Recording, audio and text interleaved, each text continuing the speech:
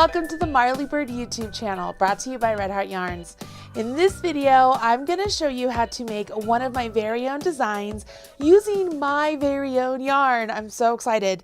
We are talking about the Roulette Chic Cowl. This is a long cowl and it is made in the round and it is reversible. You get this really great honeycomb look for the front, if you want to think of that as the outside, and on the inside you have this really great textural kind of pucker stitch that happens. Let me switch to this camera and you can see here this pucker stitch.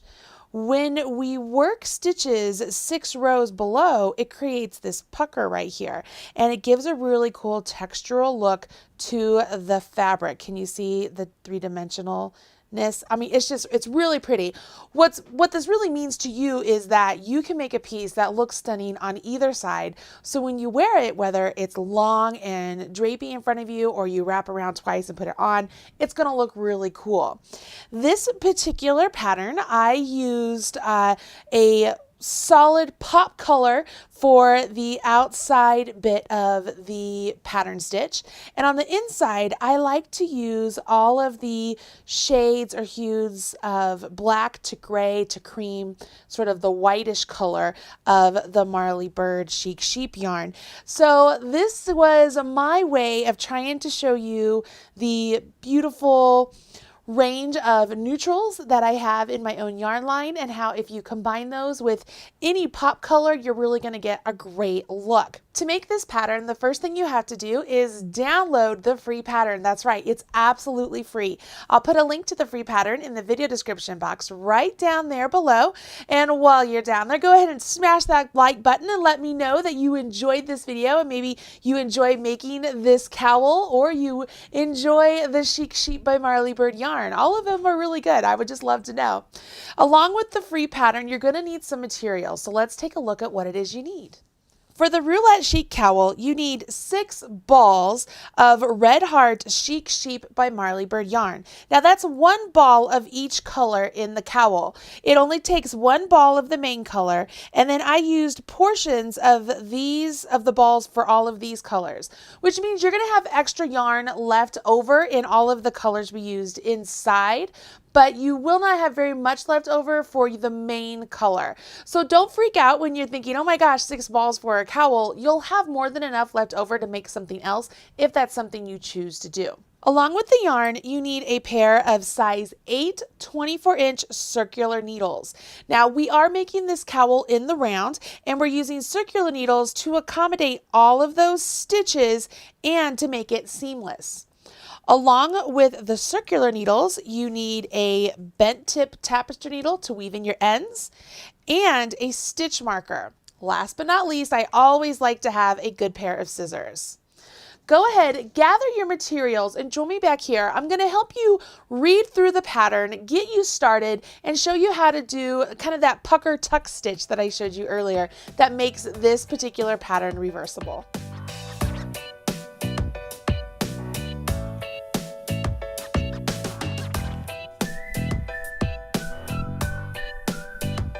The Roulette Cowl is an easy pattern to learn.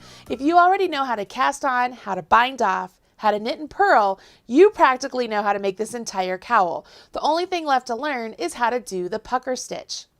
Once you learn how to make this pucker stitch, you will be able to make the entire cowl. The pucker stitch is done simply by working down 6 rows, picking up one of those garter ridges and knitting it together with the stitch that's on your needle. By doing so, you are squishing together the fabric. That's the 6 rows that you skipped, and it creates this really cool pucker look. By alternating the pucker's position on every color section, you create sort of this diagonal look you have going on here. And it is really awesome. On the front, you get a nice kind of solid looking fabric with a little bit of texture. But on the back, it's like, oh my gosh, there's a whole bunch of texture going on. And you just want to feel it and squish it. And it just feels really, really, really good. So because I know that this is an easy pattern, many of you are already knowledgeable and you know how to cast on, how to knit and purl, I am going to go ahead and show you how to do this pucker stitch, or how you actually work that particular row of the pattern. Because once you know that, you can make this entire cowl. So let's go ahead and jump in and do that.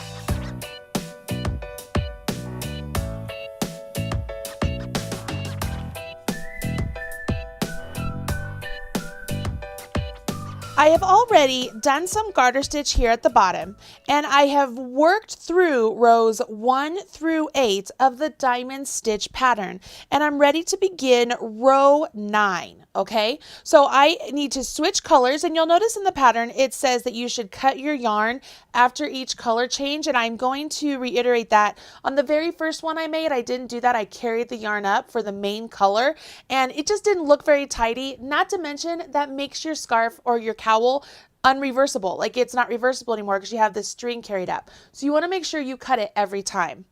Let's go ahead. You will rejoin your yarn, and yes, I'm showing you this flat so that way you can just see it on a little sample here. You don't have to worry about it in the round, but it's the same motion even in the round.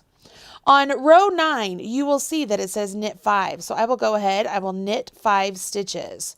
2, 3, 4, 5. The next part of the instructions say to pucker 3 times. And here's how we're going to do the pucker stitch. Are you ready? This is it. This is the whole thing, okay? We'll take our right hand needle, and following the stitch that's on your left hand needle, follow that row all the way down. And when you come to that bump right there, like that purl bump on the front from the garter stitch, on this row here, it's the last time you used your main color, I want you to grab that stitch just like this. I'm going from the top and grabbing it, okay? Once you've done that, bring it up and place it on your left-hand needle. Okay, so I've brought that stitch up and I've placed it on my left-hand needle.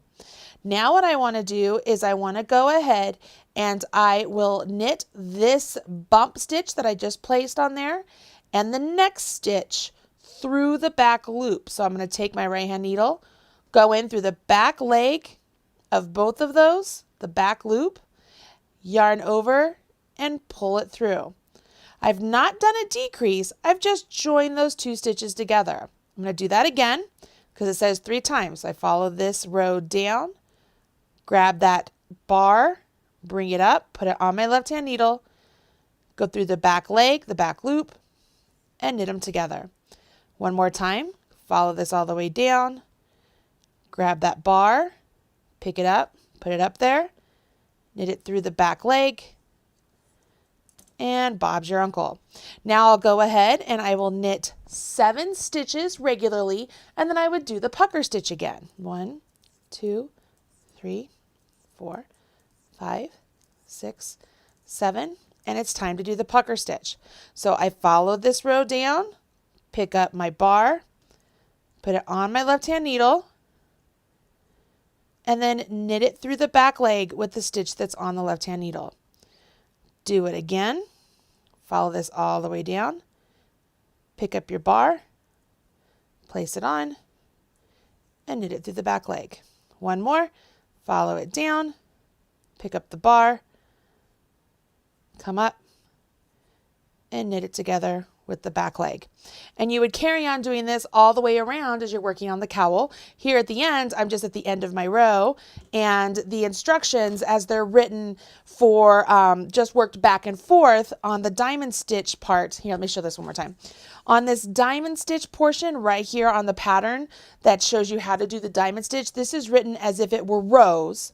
When you get over here to the cowl, it's written in rounds, okay? And the reason I did that was because I wanted you to learn how to do it with rows, so that way you could see it really easy back and forth. But then when we make the cowl, we make it in the round.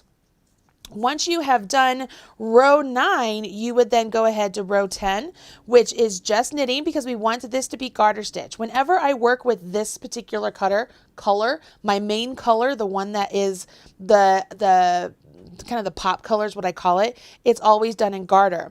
All of the stitches that are done in between my pop color, that's all done in stockinette.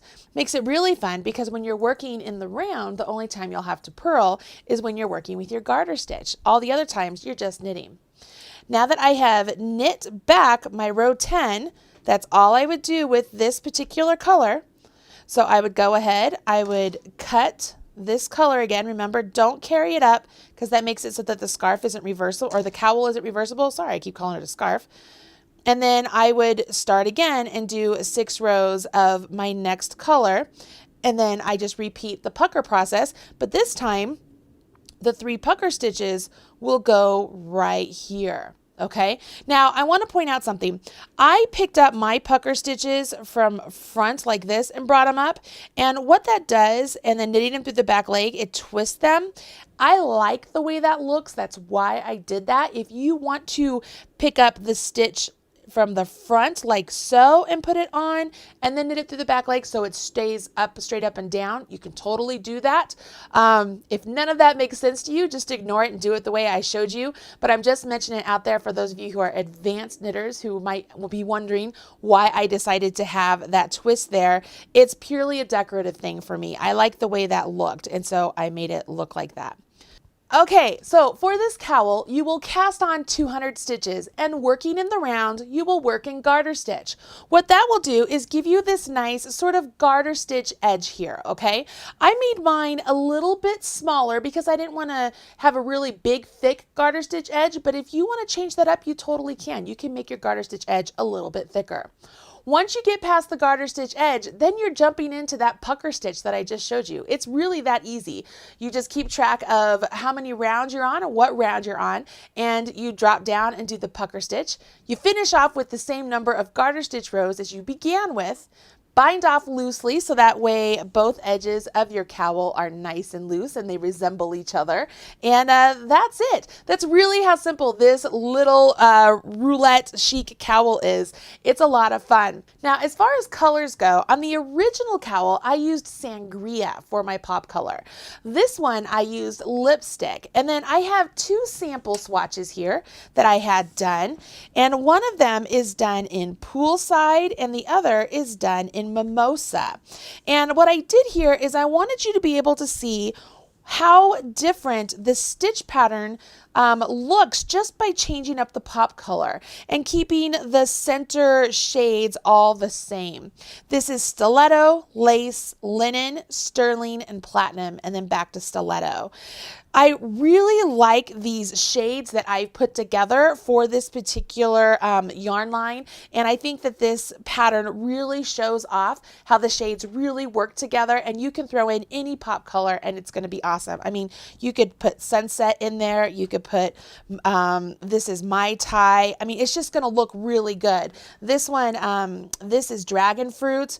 I mean, all of it. It just looks awesome. So I really highly recommend this yarn. Not only does it have beautiful colors, it's 100% washable merino yarn, and it is soft and squishy, and it feels really good both as you're knitting it, as you're wearing it. And this particular cowl is the picture of it is on the ball band. Look, there it is. There's the picture of the ball band.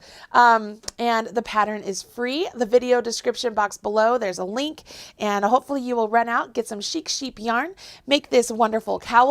Show me your project. Please share with me on social media, hashtag Marley Bird. I would love to see that, or hashtag Chic Sheep Yarns. All right, guys, enjoy your roulette chic cowl. I hope you enjoy it. I want to put this on, but I don't want to mess up my microphone, so let's see here. Oh, it's just, hopefully I didn't mess it up too bad. I'll go like that.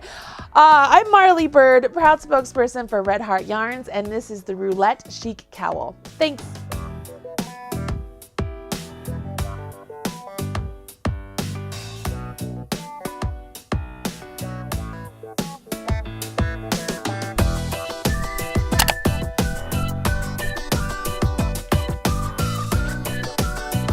Everything you need to know about knitting or crochet can be found right here on the Marley Bird YouTube channel. Learn with Marley Bird. Visit youtube.com/Marley Bird.